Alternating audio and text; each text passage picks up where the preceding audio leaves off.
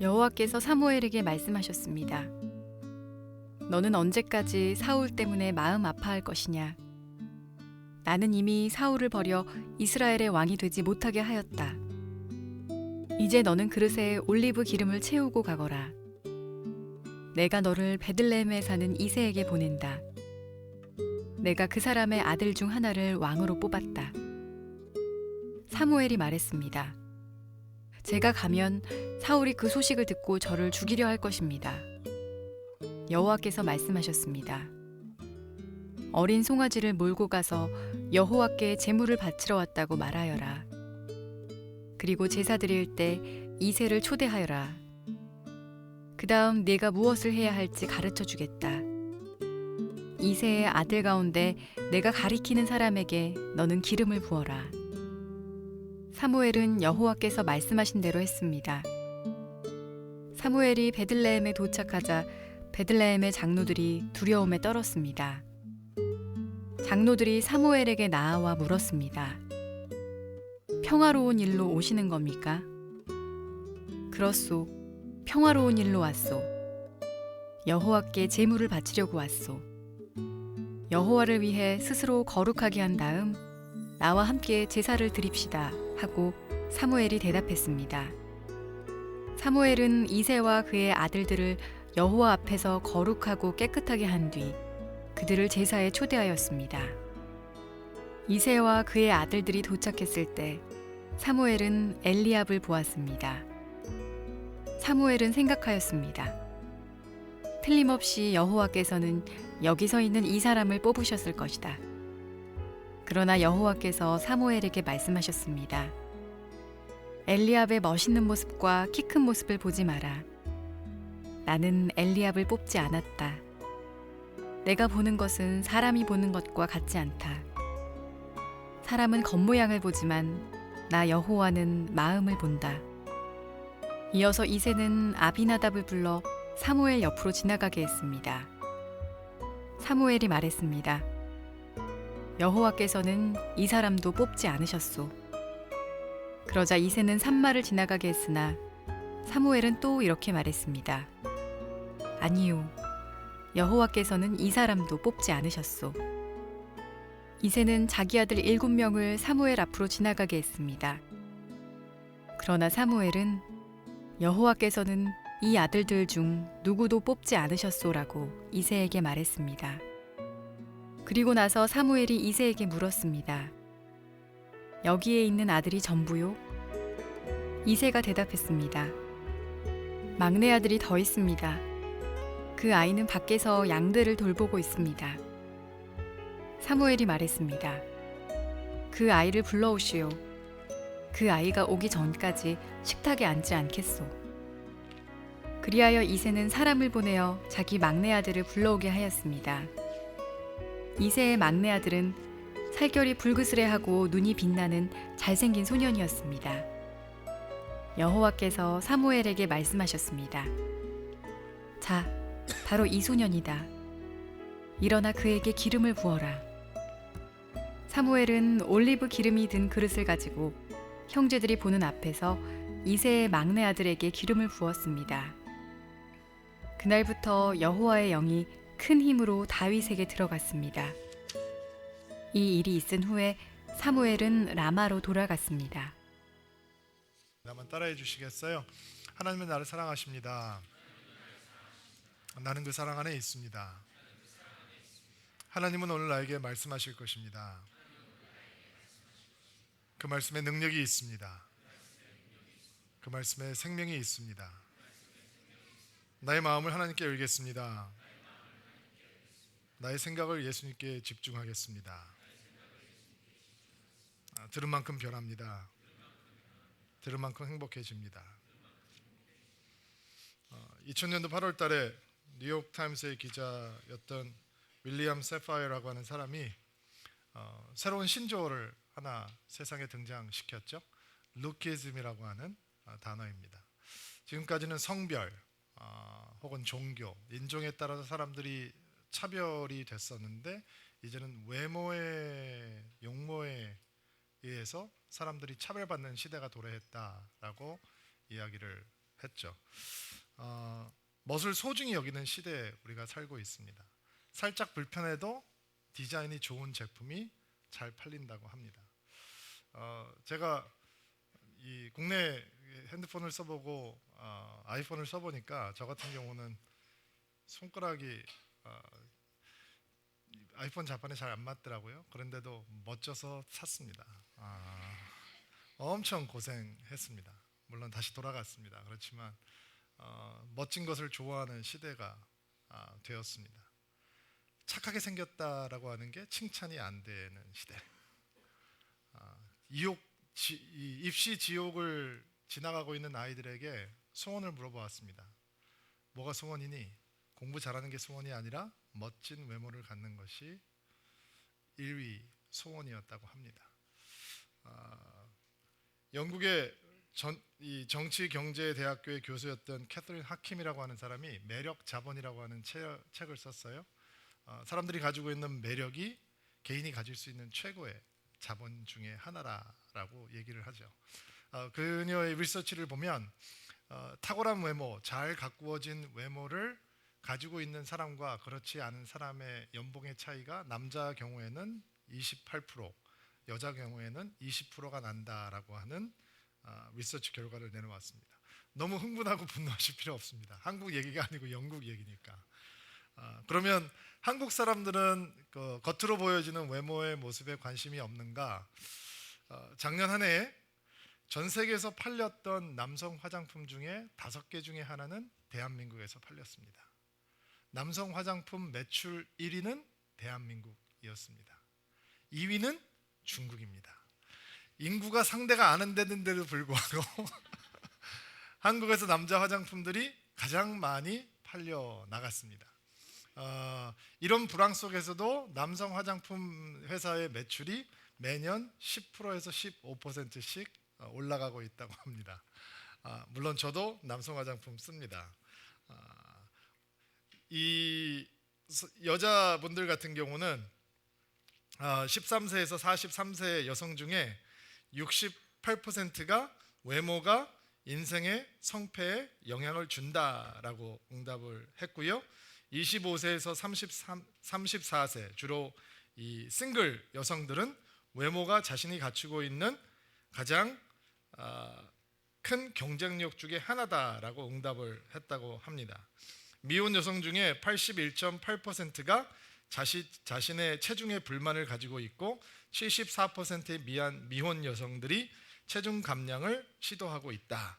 미혼 여성 중에서 본인이 마른 체형을 가지고 있는데도 불구하고 다이어트가 필요하다라고 생각하는 사람은 55.5%, 정상 체중을 가지고 있는데도 불구하고 자기는 살을 빼야 된다라고 생각하는 사람들이 77.8%, 서울에 살고 있는 현대 여성들은 하루에 53분 외모 관리를 위해서 투자하고 하루에 8.3의 거울을 본다라고 하는 리서치 결과가 있습니다.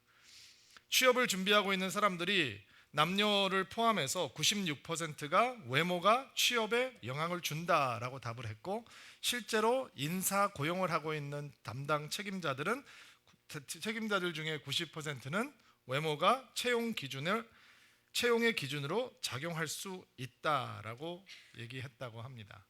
신데렐라가 사랑에 빠집니다. 왕자가 한 번도 보지 못한 신데렐라에게 마음을 쏙 빼앗기죠. 왜 뺏겼나요? 노래 잘해서? 발 조금 해서? 살림 잘해서? 외모 때문이었습니다. 어느 때보다도 눈에 보이는 것에 관심이 고조되어 있는 문화와 사회 속에 여러분과 저는 살아가고 있습니다. 이렇게 내추럴하게 문화 속에서 노출돼서 살다 보니까 우리는 신앙을 생각하면서도 하나님께서 무엇을 보실까라고 했을 때 사람 눈에 드러나는 것들을 통해서 우리의 신앙의 깊고 넓고 한 부분들을 확인하려고 하는 헛된 노력을 하게 됩니다. 오늘 주의 말씀 앞에 우리 자신을 세워보는 시간이 되기를 바랍니다. 성경은 오늘 분명히 얘기하고 있죠. 하나님께 가장 소중한 것은 눈에 보이는 곳이 아니라 눈에 보이지 않는 곳이다 라고 말씀하고 있습니다. 믿음은 눈에 보이지 않는 곳에서 결판이 나는 것입니다. 다윗을 찾으시고 다윗을 세우시는 하나님의 은혜를 바라보면서 우리의 마음을 주님 앞에 한번 비춰보는 시간이 되기를 바랍니다. 우린 지난 2주 동안 이스라엘 백성들이 어떻게 왕 대신 하나님을 거절하고 인간 왕을 달라라고 요구했다는 사실을 보았습니다. 그리고 하나님의 왕위를 승계했던 사울이라고 하는 왕이 처음에 하나님 앞에 선택을 받았을 때는 자신이 이스라엘 용사의 기스라고 하는 사람의 아들이었음에도 불구하고, 그리고 그가 그 스스로도 다른 사람들보다 머리 하나가 큰 풍채가 당당한 전사였음에도 불구하고 하나님께서 그를 선택하셨다라고 얘기했을 때, 나같이 미약한 집안의 사람, 나같이 별 볼 일 없는 사람을 어떻게 하나님께서 선택하실 수 있습니까? 라고 여기던 겸손한 사람이었습니다. 그를 왕으로 세우기 위해서 기름 붓는 날, 그는 너무 자기가 부족하다고 느꼈기 때문에 나무 뒤에 숨어 있었고, 그리고 그가 하나님께서 그를 선택하셨다, 그리고 왕으로 세워주셨다라고 하는 얘기를 듣고도 그가 하던 밭일을 계속할 정도로 그는 겸손한 이스라엘의 사람이었습니다. 그래서 하나님께서 그를 선택하셨던 것입니다. 우리는 사울이라고 하는 사람의 추락을 보면서 사울은 다윗을 등장시키기 위한 셋업맨이었다라고 하는 이 마음을 갖는 것을 경계해야 합니다. 왜냐하면 우리가 지난 2주 동안 살펴보면서 사무엘 선지자를 통해서 끊임없이 들었던 얘기는, 만약에 왕께서 하나님의 말씀을 순종했다면 이 왕위가 계속되었을 것이다 라고 하는 이야기를 기억해야 합니다. 사울이 버림을 받는 이유는 그가 다윗을 등장시키는 조연이었기 때문이 아니라, 그가 하나님께서 선택하신 인물이었는데도 불구하고 그 안에 하나님께서 기뻐하시는 중심이 있었는데도 불구하고 그가 왕이 된 다음에 그 마음을 지키지 못하고 흔들리고 변질됐기 때문이었습니다. 사울은 하나님의 이름을 부르면서도, 제사를 드리면서도, 기도를 하면서도, 하나님의 인도하심을 구하면서도 정작 하나님과 가까워지지 않는 사람이었습니다. 하나님의 은혜로 전쟁에서 승리하면서 하나님을 기억하는 대신 그는 자기의 영광을 위해서 기념비를 세우고 마뉴먼트를 세우는 마음으로 변질되어 있었습니다. 그는 하나님을 불순종하면서도 그것을 지적하는 사무엘 선지자 앞에서 내가 불순종한 것은 당신의 하나님께 멋진 제물을 드리기 위해서라고 궤변을 토할 만큼 거친 마음으로 변해버렸고, 눈물을 흘리고 애통하는 대신 사람들이 보는 앞에서만큼은 자기 자신을 높여달라라고 구차하게 부탁을 하는 허세가 가득한 정치가로 변질되어 있었습니다. 그렇게 사울은 하나님으로부터 멀어졌습니다. 그때부터 하나님께서는 사람을 찾아 나서십니다. 하나님의 마음에 합한 사람, 하나님의 마음에 꼭 드는 사람, 하나님이 보셨을 때 하나님의 마음을 두근거리게 하는 사람, 하나님의 눈에 눈물을 고이게 하는 사람, 하나님의 시선을 뗄 수 없는 사람, 한 사람을 찾기 위해서 기다리고 준비하시는 것을 볼 수 있습니다. 사울 왕이 몇 세 때 왕이 되냐면요, 30세 때 왕이 돼요. 그리고 42년 동안 이스라엘을 통치해요. 그럼 72세 때 사울 왕이 죽을 때 다윗이 몇 살이냐면 30살이에요. 30살. 그러면 계산을 해보면 지금 사울 왕이 이스라엘의 왕으로 선택을 받고 타락과 추락을 거듭하고 있는 순간, 다윗은 아직 안 태어났을 수도 있고 태어났다 하더라도 굉장히 어렸을 수도 있는 거예요. 하나님께서는 그 한 사람을 만들어가기 위해서 기다리시면서 준비하고 참고 계셨던 것 같습니다. 그리고 이제 다윗은 이세의 8아들 중에서 막내로 베들레헴에서 자라고 있었고, 하나님께서 그 다윗을 찾으시고 그 시선을 멈추십니다. 꼼꼼히 살펴보십니다. 그리고 하나님의 새로운 역사를 다윗에게 시작하시죠. 1절부터 3절까지 말씀 같이 한번 읽어볼게요. 1절부터 3절 말씀 같이 읽을게요. 시작. 여호와께서 사무엘에게 말씀하셨습니다. 너는 언제까지 사울 때문에 마음 아파할 것이냐? 나는 이미 사울을 버려 이스라엘의 왕이 되지 못하게 하였다. 이제 너는 그릇에 올리브 기름을 채우고 가거라. 내가 너를 베들레헴에서 사는 이새에게 보낸다. 내가 그 사람의 아들 중 하나를 왕으로 뽑았다. 사무엘이 말했습니다. 제가 가면 사울이 그 소식을 듣고 저를 죽이려 할 것입니다. 여호와께서 말씀하셨습니다.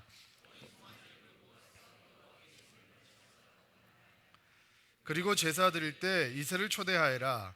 그 다음 내가 무엇을 해야 할지 가르쳐 주겠다. 이새의 아들 가운데 내가 가르치는 사람을 너는 기름을 부어라. 자, 자기가 기름을 부어서 세운 사울 왕이 타락하는 걸 보면서 사무엘이 굉장히 침통해하고 있었던 것 같아요. 하나님께서 그를 위해서 슬퍼하는 것을 멈춰라. 그 슬픔을 대신할 수 있는 새로운 사명을 주시는 거죠. 새로운 사명은 이제 하나님의 합한 마음을 가진 사람을 선택을 해서 왕으로 세우는 거예요. 사무엘 선지자가 선지자이기도 하지만 제사장이기도 하고 왕이 등장하기 전에는 사사이기도 했어요.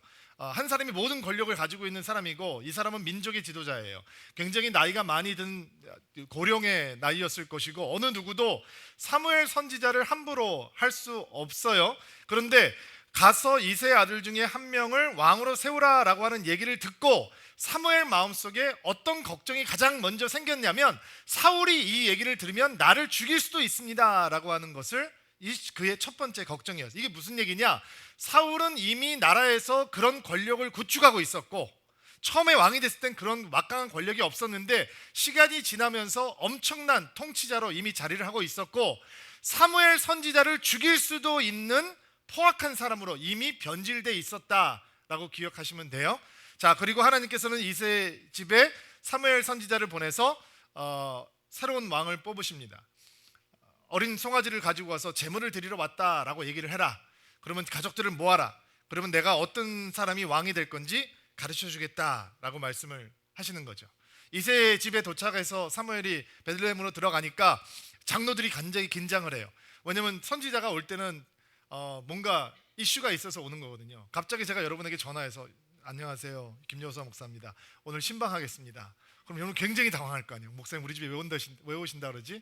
마찬가지로 아마 사무엘 선지자가 베들레헴으로 들어오니까 좋은 일로 오셨습니까? 아니면 우리가 뭔가 잘못을 해서 하나님의 심판을 선포하러 오셨습니까? 물어보게 되는 거예요. 그러니까 사무엘 선지자가 나는 좋은 일로 왔습니다. 여러분과 함께 예배드리러 왔습니다. 자, 장로님들 모이십시오. 이사의 아들들과 이새가 함께 모여서 우리 다 같이 우리의 마음과 몸을 정결하게 하고 예배를 드립시다. 그리고 이제 아들들을, 이새의 아들들을 한 명씩 지나가게 하는 거예요. 6절, 7절 말씀 읽을게요.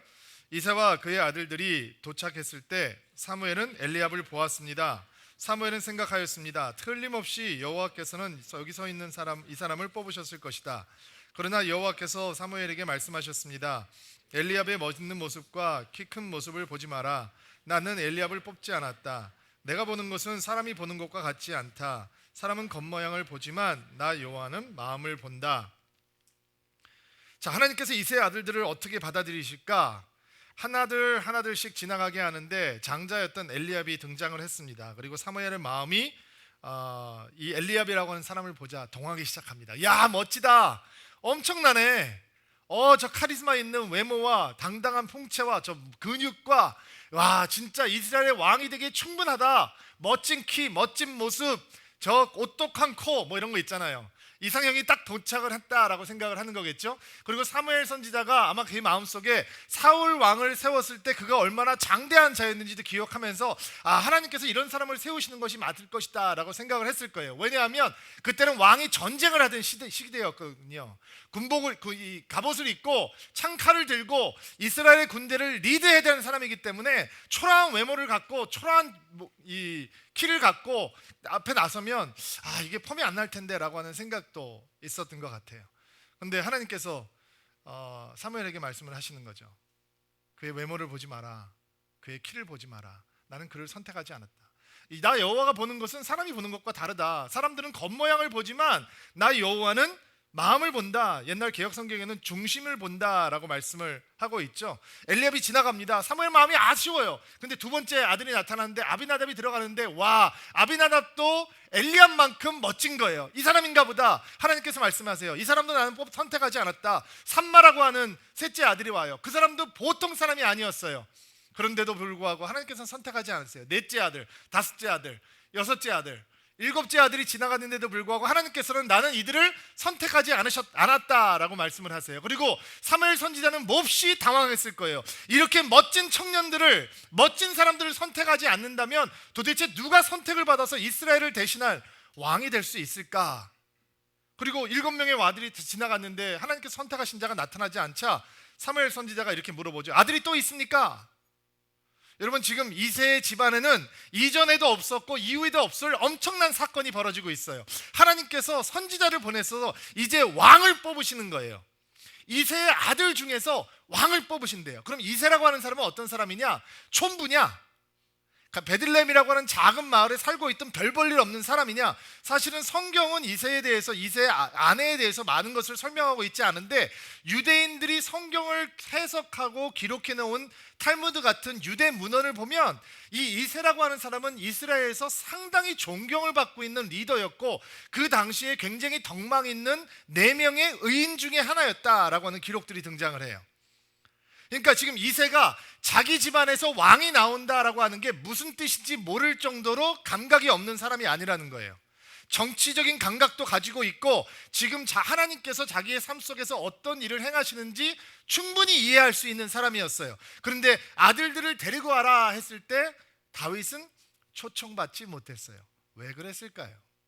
단순히 양을 볼 사람들이 없었기 때문이었을까요? 그렇지 않아요. 11절 말씀 한번 보세요. 이 아들이 전부 답니까? 라고 얘기했을 때 이새라고 하는 사람이 뭐라고 답을 하는 것을 들어보면 다윗이 왜 이 자리에 나와 있지 않은지를 알 수 있어요.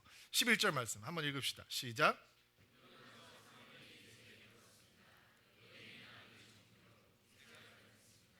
막내 아들이 더 있습니다. 그 아이는 밖에서 양들을 돌보고 있습니다. 사무엘이 말했습니다. 그 아이를 불러오시오. 그 아이가 오기 전에는, 자, 여기에 보면 아들이 다 있습니까? 아닙니다. 하나 더 있습니다. 막내 아들이 하나 있는데 지금 바깥에서 양들을 돌보고 있기 때문에 오지 못했습니다. 여기에 다 등장하고 있는 막내 아들이라고 하는, 막내라고 하는, 말째라고 하는 말이 우리 문화상으로 보면 이게 애칭이에요. 우리 막둥이 하나 있습니다. 그런데 지금 양들을 돌보느라고 그런 분위기가 아닌 거고요. 여기 등장하는 막내라고 하는 단어는 히브리어로 하가톤이라고 하는 단어예요. 따라하세요. 하가톤. 다시 하가톤.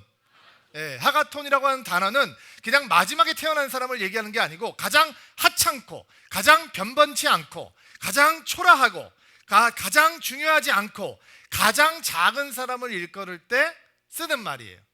단순히 어린이가 하가톤이 아니고 그 무리에서 가장 쓸모없는 사람, 가장 비천한 사람을 얘기할 때 하가톤이라고 불렀다고 해요. 그러니까 지금 이새의 눈에는 다윗은 왕이 될 수 없는 제목인 거예요.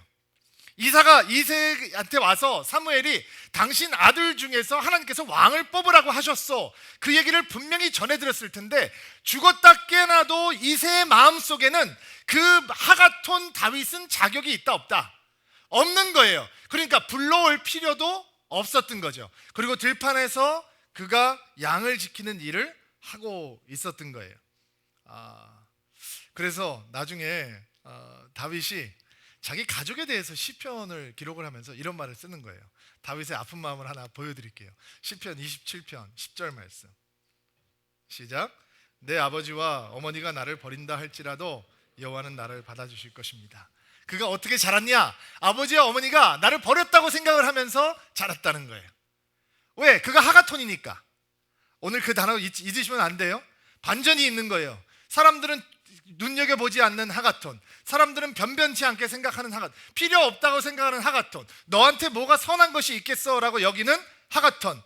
그 하가톤이 어떤 마음을 가지고 살았느냐? 자기의 아버지와 어머니가 자기를 버린 것처럼 느끼면서 자랐다는 거예요.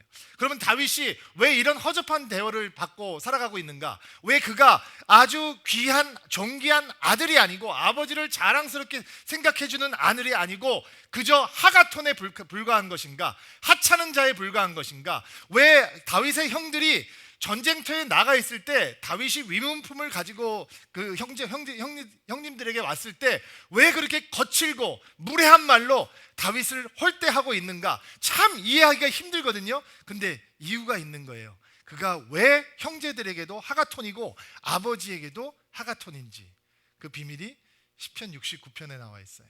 시편 69편은 아마 다윗이 자기의 어린 시절을 회상하면서 썼던 시편 같아요. 4절 좀 찾아서 읽어볼 텐데요. 자, 4절 읽어주세요. 시작. 아무런 이유 없이 나를 미워하는 사람들이 내 머리카락보다 더 많습니다. 아무런 까닭 없이 나를 쓰러뜨리던 사람과 나를 죽이려는 원수들이 너무나 많습니다. 내가 훔치지도 않은 것을 물어내라고 나 원수들이 나에게 강요합니다. 그 형들에 대해서 생각을 하면서 그런 얘기를 하는 거죠. 훔치지도 않았는데 뭐 없어지면 항상 야 하가톤 어디 있어? 그 쓸모없는 놈, 비천한 놈, 있으나 마나한 놈, 우리한테 오히려 부담이 되는 그 하가톤 어디 있어? 라고 하면서 구박을 했다는 거예요. 자, 8절부터 12절 또 읽어주세요. 시작.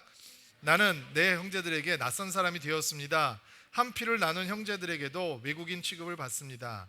이는 주의 집을 사랑하는 열정이 온통 나를 태우기 때문이며 주를 향한 모욕이 내게도 쏟아지기 때문입니다. 내가 금식하며 슬퍼하였더니 오히려 사람들이 비웃습니다. 내가 넝마와 같이 거친 옷을 입고 슬퍼하면 사람들은 나를 웃음거리로 삼습니다.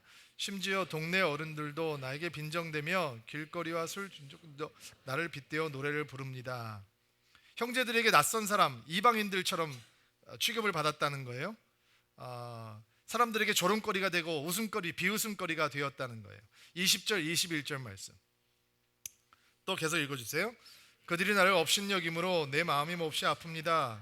나는 아무런 힘도 없는 자가 되었습니다. 내가 주위를 둘러보았지만 아무도 나를 불쌍히 여기는 자가 없었습니다. 나를 위로해 줄 사람을 찾았지만 아무도 없었습니다. 그들은 내 음식에 내가 목마를 때 식초를 주었습니다. 여기서 내 음식에 쓴 것을 넣었다라고 하는 게 쓸개라는 뜻이거든요. 그러니까 막 먹지 못할 것들을 음식에다 넣고 마시지 못할 것들을 건네주고 상한 음식 주고 이렇게 대접을 받았다는 거예요. 왜요? 단순히 그가 마지막에 태어난 사람이라서 그렇지 않다고 얘기했죠. 키워드가 어디에 있었어요? 9절이에요. 9절 말씀 다시 한번 보세요. 그가 왜 이런 대우를 받고 있는가? 읽어주세요. 시작.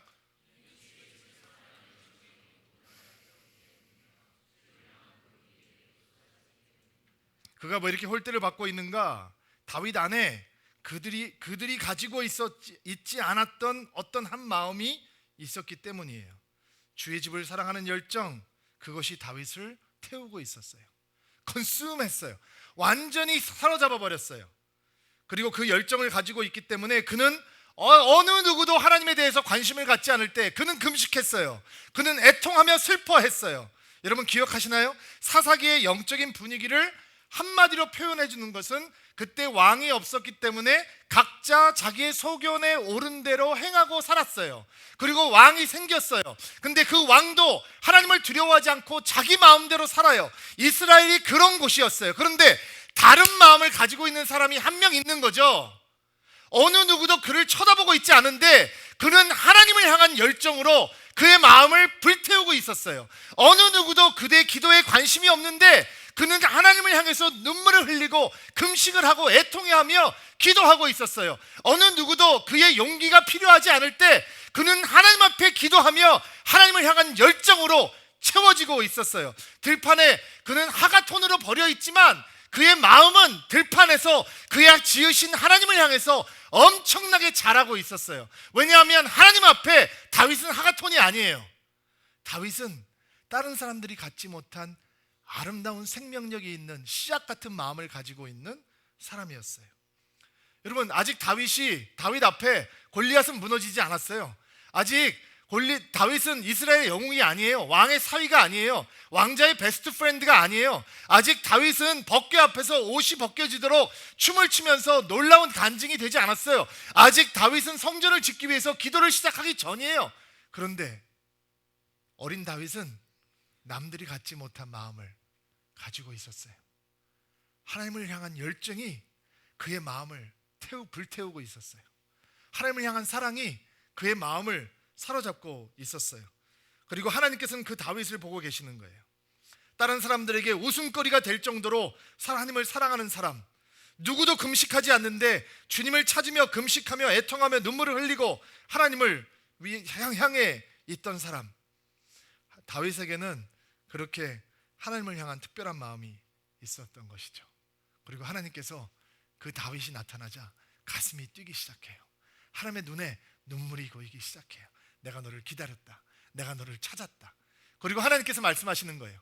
내가 이새의 아들 다윗을 만나니 내 마음에 합한 사람이라 내가 그를 통해서 나의 모든 뜻을 이루어 줄 것이다. 여러분 우리가 구하는 것이 무엇입니까? 2016년 저는 성도들의 수많은 기도 제목을 들으면서 새벽 기도 때 우리 목사님들이 어노인팅하고 안수하며 기도했습니다. 여러분 하나만 되면 되는 겁니다. 믿음은 한 가지만 잡으면 나머지는 다 주어지는 겁니다. 하나님의 말씀이 약속하잖아요. 그는 내 마음에 합한 사람이라 그를 통해서 나의 뜻을 다 이루어 줄 것이다. 구질구질하게 뭐 많은 것을 구하지 아니하여도 우리가 하나님의 마음에 합한 그 중심만 갖게 되면 하나님께서 우리의 삶 속에 그분께서 하고자 하는 일들을 다 이루어 주신다라고 약속하고 있는 것입니다. 형들처럼 능력하기에 너무 어리고 연약했던 소년 다윗이 등장을 합니다. 그리고 하나님께서 사울에게 말씀하십니다. 자라, 바로 이 소년이다. 그에게 기름을 부어라. 여러분 상상을 해보세요. 버려져 있던 아들, 엄마 아빠가 버린 것처럼 살아가고 있던 아들, 형들에게 한 번도 제대로 사랑받지 못하면서 살았던 하가톤 다윗이 숨을 헐떡이면서 노도이 같은 옷을 입고 도착을 했을 때 사무엘 선지자가 이 기름을 가져다가 다윗의 머리 위에 기름을 붓습니다. 이거 우아한 장면 아닙니다.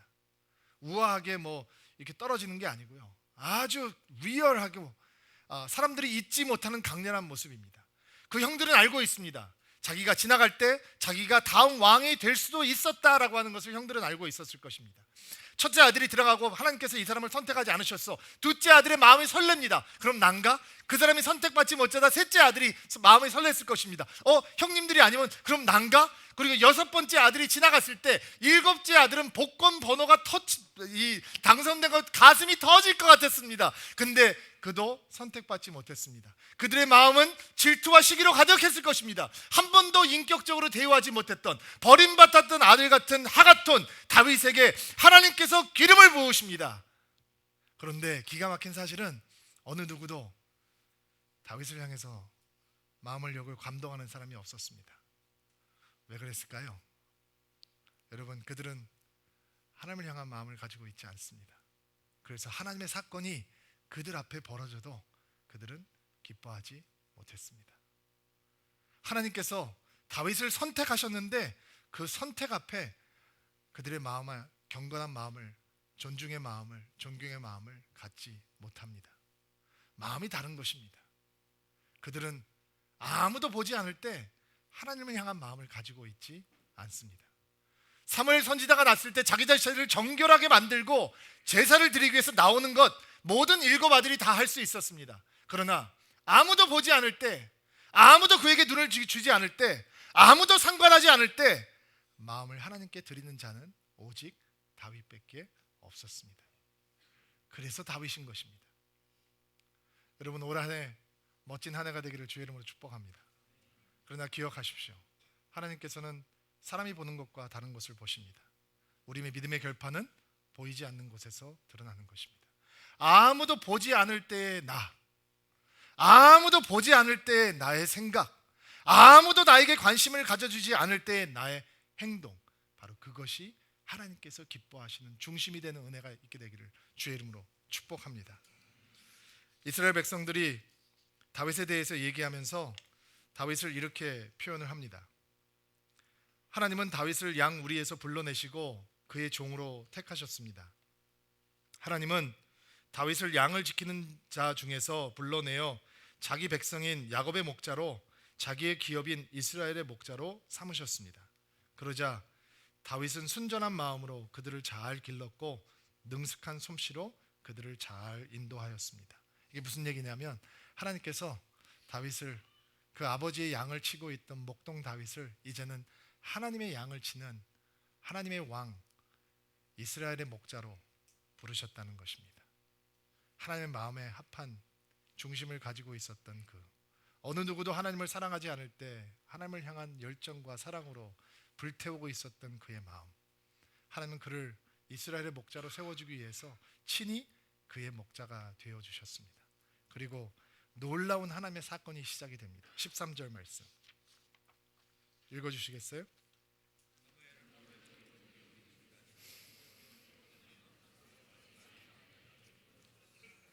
그날부터 여호와의 영이 큰 힘으로 다윗에게 들어갔습니다. 이 일이 있은 후에 사무엘은 라마로 돌아갔습니다. 사무엘이 다윗에게 기름을 붓는 순간 그의 형제들과 아버지는 이해할 수 없는 놀라운 하나님의 역사가 시작이 됩니다. 바로 여호와의 영, 하나님의 영이 다윗에게 힘차게 들어가는 것입니다.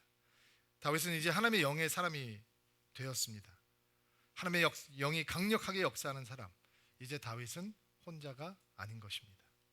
다윗은 악한 왕을 섬겨야 하고 악한 왕의 추적을 피해야 하고 배신자들과 함께 살아야 하고 그는 엄청나게 많은 전쟁을 곧 지나가야 되고 수많은 마음의 고통을 겪어야 하지만 그는 하나님의 영을 가진 사람이었습니다.